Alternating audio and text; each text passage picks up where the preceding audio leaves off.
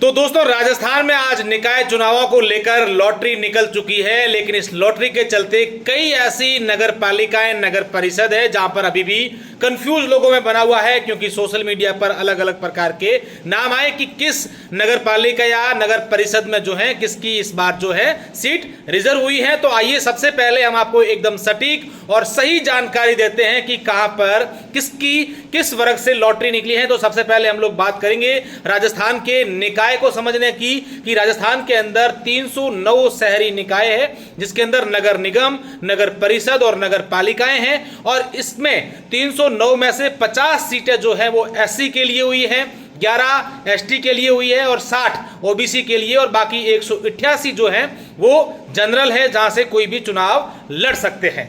तो इस वीडियो में मैं बात करूंगा जोधपुर डिवीजन की।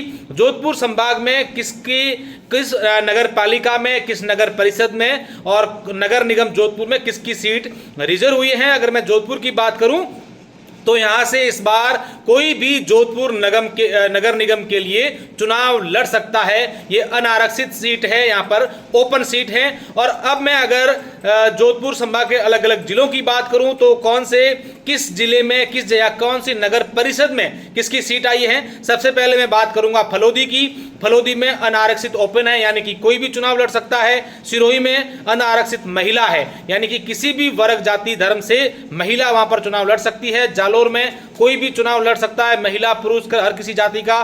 जैसलमेर में भी इसी प्रकार का है, कोई भी चुनाव लड़ सकता है। बाड़मेर में भी यही है कि अनारक्षित ओपन है, कोई भी चुनाव लड़ सकता है। बालोतरा में ओबीसी ओपन है, यानी कि बालोतरा के अंदर जो है वो ओबीसी वर्ग से ही चुनाव लड़ेंगे, चाहे उसमें महिला हो या फिर पुरुष हो। तो ये मोटा मोटी नगर परिषद की स्थिति जो है वो मैंने बताई है।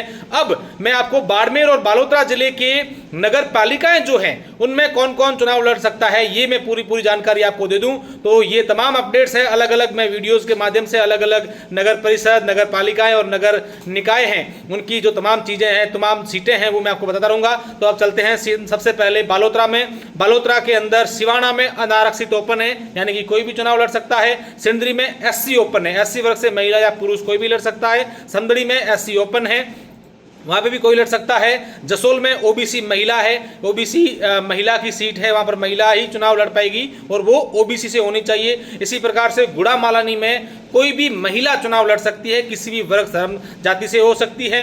धोरीमन्ना में एससी महिला है और चौटन में ओपन सीट है, जनरल है, कोई भी महिला पुरुष किसी भी जाति से जो है वो चुनाव लड़ सकते हैं। जैसलमेर पोखरण में जो है वो अनारक्षित महिला है, यानी कि पोखरण में कोई भी महिला चुनाव लड़ सकती है। ये अलग अलग जगह की मैंने आपको बताई है। जालोर की अगर मैं बात करूं तो आहोर में ओबीसी ओपन है, भीनमाल में अनारक्षित ओपन है, सायला में एससी ओपन है, सांचौर में अनारक्षित ओपन है। जोधपुर के बालेसर में ओबीसी महिला है, भोपालगढ़ में ओबीसी ओपन है, बिलाड़ा में ओबीसी ओपन है, मथानिया में एससी महिला है, पिपाड़ सिटी में अनारक्षित महिला है, तिमरी में एससी ओपन है, पाली के बाली में अनारक्षित महिला, फालना में ओबीसी महिला, मारवाड़ जंक्शन में एससी ओपन, रानी खुर्द में ओबीसी ओपन, सादड़ी में अनारक्षित ओपन, सोजत सिटी में अनारक्षित ओपन, सोजत रोड में एससी ओपन, सुमेरपुर में अनारक्षित ओपन है और तखतगढ़ में अनारक्षित महिला है। फलोदी के बाप में एससी महिला है, आबू रोड में अनारक्षित महिला है, मंडार में एससी ओपन है, माउंट आबू में अनारक्षित ओपन है, सिरोही के पिंडवाड़ा में अनारक्षित ओपन, शिवगंज में अनारक्षित ओपन है, जनरल है।